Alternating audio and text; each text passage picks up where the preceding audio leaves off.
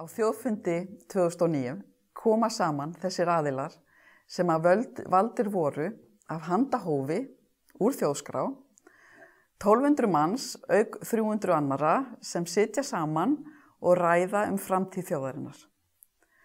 Það þrennt sem að verður rætt. Í fyrsta lagi, á hvaða grunngildum viljum við byggja framtíð þjóðarinnar? Hvað í kjarnanum sem skiptir öllu máli þegar við byggjum til framtíðar? Ekki bara okkar framtíðar, heldur framtíð barnan okkar og barnabarna, framtíð Íslands í húfi.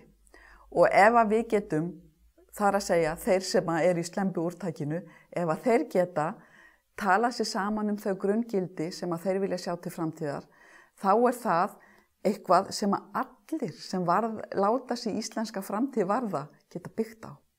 Þetta nefnilega ekki einkaeign þeirra sem að munu mæta, þetta nefnilega eign þjóðarinnar. Það eru bara fulltrúa þjóðarinnar úr slembiúrtakinu sem koma saman og velja þessi grunngildi. Í öðru lagi þá verða fulltrúa þjóðarinnar, slembiúrtakir, þá munu þeir ræða saman hvað skiptir höfumáli í framtíðinni, framtíðarsýn þjóðar. Hvað vilja þessir aðilar sjá í íslenskri framtíð? Aftur ekki bara fyrir sig og ekki bara fyrir börnin, heldur líka barnabörnin og Íslandi og Íslandi allt í framtíðinni. Hvað vilja menn sjá í framtíðinni? Þetta framtíðarsýnin. Og í þriðja lagi, hvaða aðgerðir þurfum við að fara í núna til þess að tryggja að þessi sýn geti orðið að veruleika.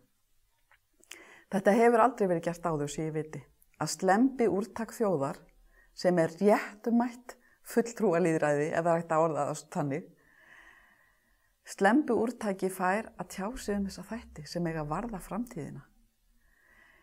Ég sjálf mjög spennt, bæði sem vísindamaður, ég var það allavega einhvern tímann, sem stjórnmálamaður, ég var það allavega einhvern tímann, og sem Íslendingur að sjá hvað kemur. Ég var því miður ekki valin í slembiúrtakið, en sem einn af þáttakandunum í að undirbúa þjóðfund, þá fæ ég að fylgjast með. Og ég skora á alla Íslendinga að fylgjast með vegna þess að niðurstaða fundarins verður sameign þjóðarinnar.